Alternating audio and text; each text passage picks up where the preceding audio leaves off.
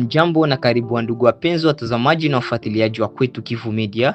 Tunawakaribisha kwenye kipindi chetu chema cha matangazo ya habari za asubuhi ya leo, tukiwa mashariki mwa nchi ya Jamhuri ya Kidemokrasia ya Kongo. Hii ni kwetu Kivu Media, ikiendelea kupeperusha habari za ukweli zinazoendelea ndani na nje ya nchi ya Jamhuri ya Kidemokrasia ya Kongo. Ndugu mpenzi mtazamaji, usisahau kusubscribe na comment, pia una share ili wengine waendelee kupata habari zetu za kila siku. Au unaweza tuendea kwenye namba ambayo kwenye picha na ukatujuza unaendelea kufuatilia kwetu Kivu Media ukiwa maeneo gani, na hapo tunaanza kuunga kwenye group letu la WhatsApp ili uendelee kupata habari zetu za kila siku. Ndugu mpenzi mtazamaji, baki nasi hadi mwisho.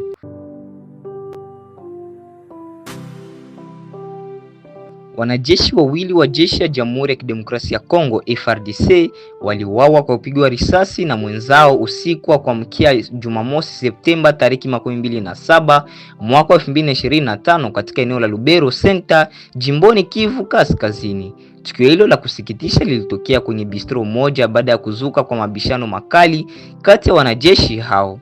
Kwa mujibu wa taarifa za awali, mzozo ulizuka kati ya mwanajeshi huyo na wenzake wawili na kupelekea mshukiwa kufyatua risasi na kuwaua papo hapo. Baada ya kutekeleza mauaji hayo, mtuhumiwa alitoroka na bado anasakwa na vyombo vya usalama.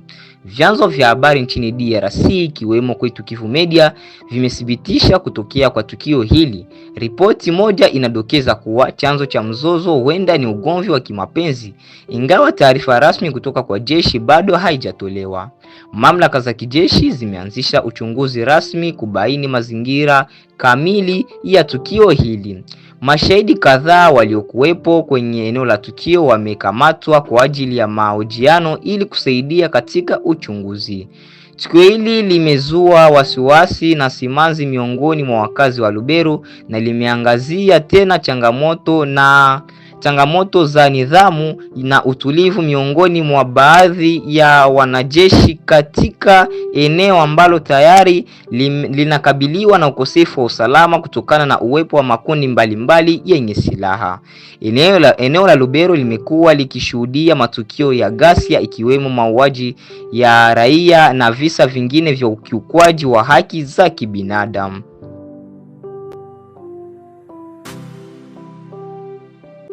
Katika hali ya wasiwasi unaoendelea katika majimbo ya Kivu na Ituri, kiongozi wa kundi la wanamgambo wa Zalendo William Amuri Kutumba ametoa wito mzito kwa serikali ya Kongo, akipendekeza mabadiliko makubwa katika uongozi wa kijeshi ili kukabiliana na kile alichokitaja kama kupenyeza ndani ya jeshi la taifa FARDC. Akiwa mjini Uvira, ya Kutumba alitoa taarifa inayozua maswali mengi kuhusu muundo na uaminifu wa jeshi la Kongo. Pendekezo langu kwa serikali ya Kongo ni hili: makamanda wa kijeshi katika Uvira, Mwenga, Fizi, kwa kifupi Kivu Kusini, lazima wasiwe raia Kivu Kaskazini, Kivu Kusini na Ituri, alisema ya Kutumba. Kauli yake ninajua ninachozungumza inaongeza uzito na dharura kwa pendekezo lake. Wito huu unalenga moja kwa moja kile ambacho wadadisi wengi na ripoti za kiusalama wamekuwa wakikielezea kwa miaka mingi: tatizo la udhaifu, mgawanyiko ya kikabila na uaminifu mdogo ndani ya jeshi la FARDC. Madai ya kupenyezwa na makundi ya waasi au nchi jirani yamekuwa yakijitokeza mara kwa mara, yakizoofisha operesheni za kijeshi dhidi ya makundi yenye silaha ikiwemo ile la M23.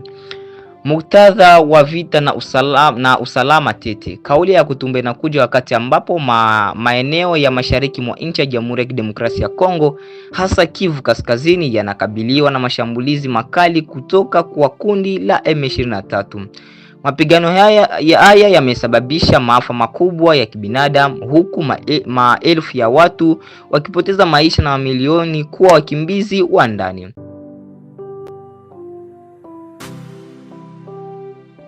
Jambo la kupinga waongozi wa baraza ya bunge la taifa walioshutumia utumivu mbaya wa fedha, watatu hawakuondoshwa katika madaraka kisha kuziuzulu kwa spika wa baraza hilo la bunge na makamu mwandikaji. Jimboni Kasai Oriental, familia zimoja zikununua chakula sababu ya kuwa peke yake na dola za Kimarekani. Ni kutokana na kushuka kwa thamani ya dola, hali inayovinyume vibaya huko katika masekta mbalimbali. Uongozi jimboni Chopo wa kamisheni ya kuzuia ajali katika mabarabara ulikomesha siku ya 5 iliyopita mjini Kisangani mafunzo ya kwanza ya utembezaji pikipiki 500 ni katika lengo ya kushusha majali katika mabarabara jimboni humo. Baki nasi mpenda msikilizaji popote unapopatikana. Na ifuatayo ndiyo taarifa kamili ya habari. Jambo la kupinga waongozi wa baraza ya bunge la taifa walioshutumiwa utumivu mbaya wa fedha, watatu hawakuondoshwa katika madaraka ni mwandikaji Jacques Joly, mweka hazina Timen Polipoli na makamu wake Grace Neema. Hiyo ni azimio ya komisheni maalum iliyoamuru sababu zisizo za sawa. Ni kisha kujiuzulu kwa waongozi wengine wawili, yani spika wa baraza hilo la bunge Vital Kamerhe na Dominique Munongo, makamu mwandikaji.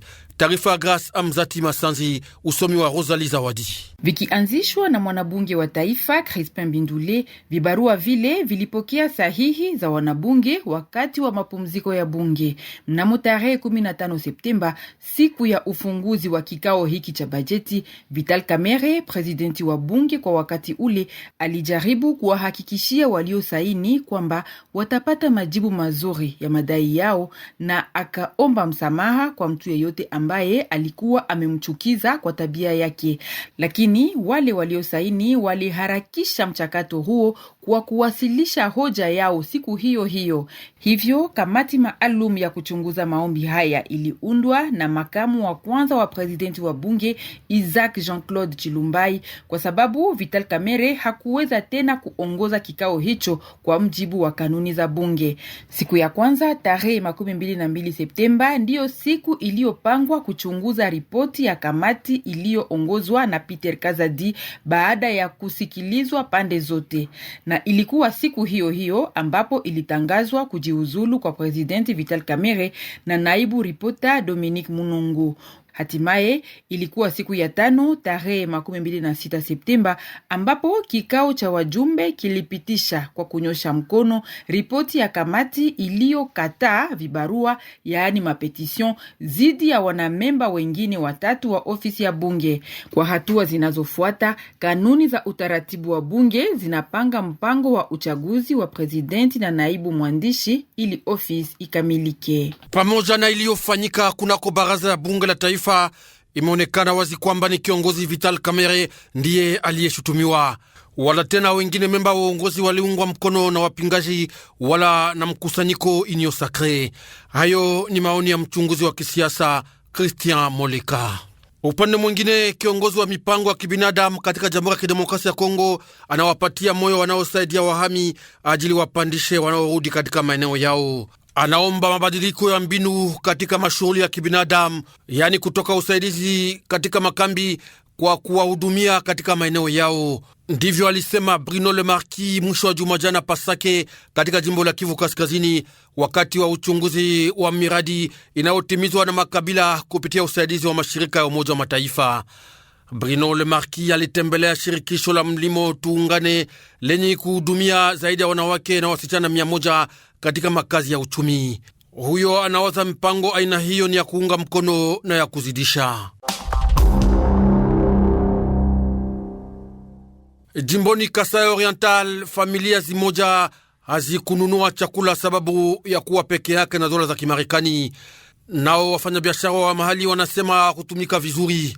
Yote ni kutokana na kushuka kwa thamani ya dola za Kimarekani mbele ya faranga za Kikongomani. Nao wabadilisha fedha wa Mbujimai husema hali hiyo ilipelekea vinyume vibaya katika makazi yao. Taarifa Esther Ndalafina, usomi mshiriki wetu Pole Munanga. Tangu Jumatano iliyopita, kiwango cha ubadilishaji wa dola dhidi ya faranga ya Kongo si thabiti katika mabenki na kwenye soko nyeusi, ikiwa ni pamoja na wafanyabiashara wa kubadilisha fedha. Katika benki kwa mfano, Jumatano na Alhamisi, kiwango cha mauzo kwa dola moja kiliwekwa kwanza kuwa 2887 ya faranga ya Kongo, kisha kwa faranga 2615 kwa dola moja. Kufuatia jambo hili la ukosefu wa msimamo wa kiwango cha ubadilishaji, benki zilisitisha uuzaji wa faranga ya Kongo. Baadhi ya matokeo tayari yanaonekana. Familia zingine hazijaweza kununua chakula sokoni. Kwa upande wao, waendeshaji wa biashara wanadai kwamba kiwango cha ubadilishaji pia kina hatari mbaya kwa uzaji wa jumla wa bidhaa zao. Wakati kiwango cha ubadilishaji cha dola kinashuka, bei ya bidhaa za chakula kwenye soko haijabadilika. Mwenzetu Pole Munanga katika taarifa iliyoandaliwa Mbujimai na Esther Ndalafina. Hata hivyo, bei ya vitu haikushuka sokoni na familia nyingi ndio zinaguswa vibaya na hali hiyo. Bali mchunguzi wa kiuchumi Mathieu Takizala anasema ni kutokana na ukosefu wa mazao ya makazi nchini. Na walimu wengi wa eneo la Ufamandu katika mtaa wa Masisi wanatisha kugoma kazi.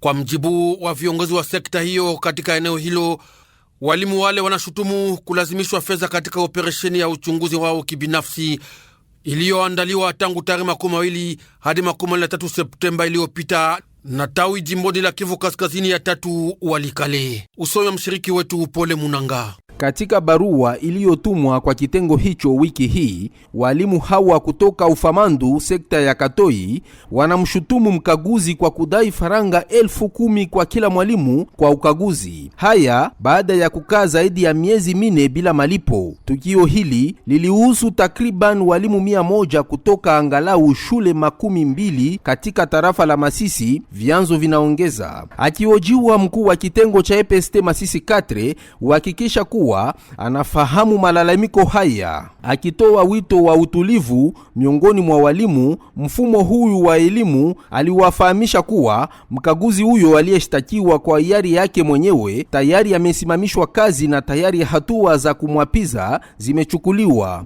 Kulingana naye, kisa hiki kilitokea wakati wizara ya kitaifa ya EPST ilikuwa tayari imetoa agizo la kupiga marufuku la kuomba pesa katika sehemu ya shughuli hii ya ukaguzi wa kimwili. Operesheni hiyo, anasema, ina lengo la kuonyesha upya orodha za walimu kote nchini. Mshiriki wetu Pole Munanga. Uongozi jimboni Chopo wa kamisheni ya kuzuia ajali katika mabarabara ulikomesha siku ya 5 iliyopita mafunzo ya kwanza watembezaji karibu 500 wa pikipiki. Ni katika lengo ya kushusha maajali katika mabarabara jimboni humo.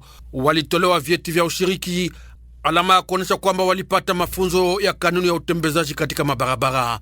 Malezo mengi na Jacques Mkonkole kutoka mji wa Kisangani. Kupanga kikao hiki kilihitajika kwa sababu ajali nyingi zinazotokea barabarani zinatokana na kutokujua sheria za usalama barabarani. Ili kufikia wengi wa walengwa wao, mafundishaji walitumia lugha la Lingala kama jinsi Jasme ya Funga Lokomba, mkurugenzi wa mkoa wa Saint-Pierre, alivyoeleza. Alijulisha kwamba kwa wengi unaweza hata kuangalia baadhi yao watakuambia kwamba walitoka na masomo yaliyofaa kabisa ambayo yanalingana na mafunzo ya kanuni za barabara. Washiriki 500 wa gundi la kwanza walipokea kila mmoja kicheti ambayo sasa inaingizwa kwenye seti ya nyaraka zinazohitajika na maafisa wa polisi wa barabara. Wanasema kama wanaaridika na mafunzo waliopokea.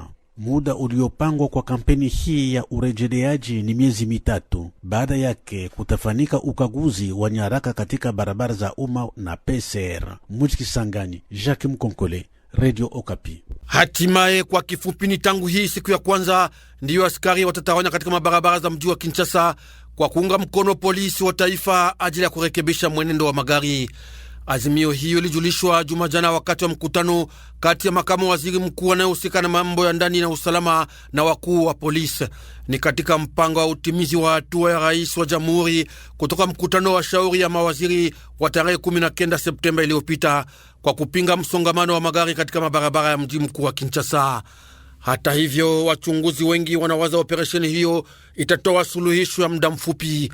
Hao wanapendekeza ujenzi upya wa mabarabara katika mji wa Kinshasa.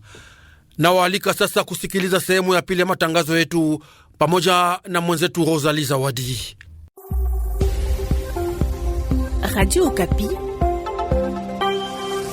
invité en Swahili. Huku Bunia katika jimbo la Ituri, maperuk na mamesh zinajaa kila mahali, katika saluni za nyele, sokoni na hata kwenye mitandao ya kijamii. Lakini kuna angalisho, matumizi ya kila siku ya nyele hizo bandia inakuwa na matokeo kwa afya ya kichwa. Tunazungumzia juu yake na Dr. Tripati Sindani, yeye anakuwa daktari wa ngozi. Anazungumza hapa na Jean-Claude Lokidile. Daktari Tripati Sindani, jambo tena. Jambo. Kunakuwa hatari gani kutumizia mara kwa mara mesh na pia maperiki? Gisi tunaona hapa katika mji Bunia, wasichana wanawake wamejaa kila mara kwenye maduka ya kuweza kujisha kama kutengeneza nywele, yani masalo. Ndio kuna consequence ama mamefe za kutumikisha peruk ambazo tunaweza kukutanisha kwenye soko ambazo watu wametumia sana, yani matokeo mabaya. Matokeo mabaya ndio yako, na kwa hiyo watu wanaweza kuwa na magonjwa. Hizo magonjwa zinaweza kuatakea kwanza ngozi ama zinakuwa probleme za dermatologie.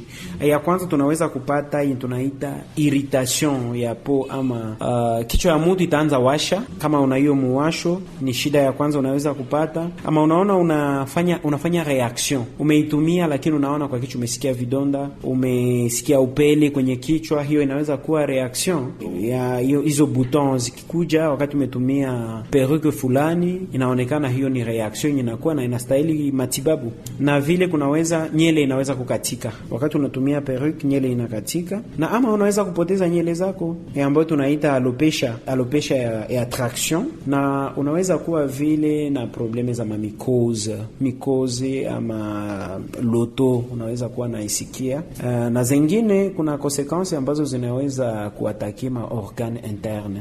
Kuna mtu anaweza kuwa na maux de tête ama céphalée ama kichwa kuuma, unaweza kupata kizunguzungu ama vertige, unaweza kuwa vile na probleme za kupumua, probleme respiratoire, na hata wengine wanaweza kusikia kaseri. Na hiyo kaseri itatokana sana na tip ya perruque ambayo ulitumikisha. Kama unatumikisha perruque ambazo zina hizo formaldehyde, zinaweza kuleta kaseri wakati mtu amezitumikisha siku nyingi. Daktari, kusema zile madawa zenye kuwekwa ndani za mamesh na pia perruque labda inaweza kuwa hatari kwa afya ya binadamu. Ndio, ni hiyo kabisa. Saa zote tumekutanisha wamama, wasichana wamejaa kwenye maduka ya kutengenezwa nywele, yani masalon. Mara fulani wakitumizia mashindano, masizo. Kauli gani unaweza kuwapatia wale wenye kutengeneza wamama, wenye kwenda wa salon, sijue jua kukinga afya ya wateja wasije wasiwaambukizwe na magonjwa mbalimbali? Saa zingine ametumizia gilet ama sijue shindano ama sizo ya mwenye saa zingine amekuwa na ugonjwa fulani, sijue kama ya ukimwi ama inabidi kila mtu awe na vyombo vyake vya kutumia kwenye nywele, iko kichanuo. Inaomba kila mtu anakuwa na vitu ambavyo viko personal. Sasa nawaza wa client, watu ambao wanaenda kwa salon wajinunulie hizo mavitu. Kama watakuwa nafika nayo kwenye salon, it is okay. Na hao watu wa salon inaomba wanakuwa na hygiene ya sana, wakuwe safi sana. Inaomba wanatia usafi na hygiene inaomba inakuwa ya sana kwenye salon. Kwani kama kuna uchafu, kama kuna microbe, automatiquement wengine wagonjwa watakuwa naipata kutoka kwa wengine. Na hizo kama mwingine alikuwa anasikia mycose hiyo inaweza bakiliana wakati umesegemea kwa mtu mwingine. Mkatumia kitu kimoja itasumbua sana. Kuna wasichana wengine, wamama wengine wanabaki na nywele wameweka mesh mapereko, inafanya mwezi moja, miezi miwili, hadi miezi 5-6. Haya pia ni hatari kwa afya ya ngozi. Ndio, hiyo ni hatari. Mesh kama mtu anaitumia ama hizo perike, kuna frequency inaomba usizitumie sana. Inaomba unapatia wakati hata nyele yako kukua na respiration iko normal, ipate oxygen normal. Ukaitumia siku nyingi unaweza kupata shida. Unaweza kupata mainfection hizo fungique, hizo mycose, na vile wakati unazitumia sana nyele zako zinaweza kukatika gisi nimesema, na wakati zimekatika unakosa nyele, hiyo itakusumbua tena zaidi kupita hata hiyo estetiki ambayo mtu anatafuta. Na inaomba vile hygiene. Hata kama una mesh, inaomba unakuwa nafanya hygiene ya hiyo kichwa yako, inaomba inakuwa natunziwa na products fulani ambazo zinaweza tena kusaidia kumaintenir. Tripati Sindani, tukupigia asante. Asante sana, karibu. Okay. Radio Okapi, dossier en Swahili. Wote kwa ajili ya amani. Amani ni kazi ya kila mtu. Hii ndiyo mada iliyozungumziwa siku ya Mungu iliyopita mjini Beni katika uhimizaji ulioendeshwa wakati wa matembezi ya michezo ya Jumapili asubuhi. Wamama na mabinti waliojitolea waliingia mitaani kuzungumza juu ya amani. Marki Marofimbo anatueleza zaidi. Tunataka amani, we want peace, nous voulons la paix ni maandiko zilizosomeka zikichapishwa kunako vitambaa vilivyogawanywa kwa wakaaji, ikiwa baadhi yao ni vijana waliokuwa wakitokea kwa shughuli zao za kujinyorosha mwili kupitia michezo. Eliani Kifaka alikuwa mmoja ya waandalizi. Sie ba mama ba mvile ya Beni tulikala, tunasema tunataka amani, njoo uko atona na banderole tuko napita mbalabala tuko na gawa, tunataka amani, nous voulons la paix. Inaomba sie bote tunajimpliquer juu kupata amani ni probleme ya yetu sie bote. Etake jeune fille wa vile wa Beni, mimi napenda tuungane ili tuweze kupiganisha hii enye iko na tusumbua sie bote, hii amani. Hii siku inaweza kuwa ya maana wakati kila mmoja atashikilia kwa makini ili amani ya kweli uonekane, alisema Kahamu Tumaini. Amani na njia muro. Na muro wetu hamuna amani. Tuko naishi muhoga, journée ya leo inombe inaonekana inakuwa na maana. Juu hamwezi fete muna celebre fete ya kitu fulani, me ile kitu yenyewe inacha muna celebre contraire wengine biko na bacheka. Inomba tunakuwa kwanja na amani na journée kila mtu njo ataweza kuitia mkichu. Juu haiko kila mtu njo anajua kisi leo journée ya amani. Tahadhari yote ya usalama yabidi kuchukuliwa na thamani kubwa na vyombo vya dola ili kuhakikisha kweli amani yaweza rudi, alisema Benjamin Asimoni ya kamati ya ukingo. Population inapenda iweze kuhudhuria kazi za ujenzi wa usalama na amani, lakini malalamiko yote ama sijui alerte yote ambayo population wanatoa, wamechoka kuona kama hawasikike. Wakati wanatoa maoni fulani, alert juu ya kusema hewa haiko mzuri ngambo fulani, wanapenda waone vyombo vya usalama, serikali ndani ya sura yake yote, sijui ANR, police, FARDC, wachukue alerte zote za population kwa umuhimu na waweze kuzichunguza na wapane ripoti kama nini wameendesha kama kazi, ili wakaaji wajue kusema hiyo mambo ambayo tuliweza kushitaki viongozi walichukua, wakatumika, wakachunguza na majibu yao ni hii. Hapana kwa siku mrefu, kwani usalama unajengwa siku kwa siku, kuanja kwa mawazo, kwa matendo na kazi mbalimbali. Ifahamike kwamba hii siku iliwekea nanga na tamasha kubwa ya kitamaduni. Beni, Mark Marufimbo, Radio Okapi. Mwisho wa kipindi hiki cha habari. Kwa niaba ya wafundi mitambo na wenzetu walioshiriki katika matayarisho, nasema asante kwa wote walioungana nasi. Kwa irini.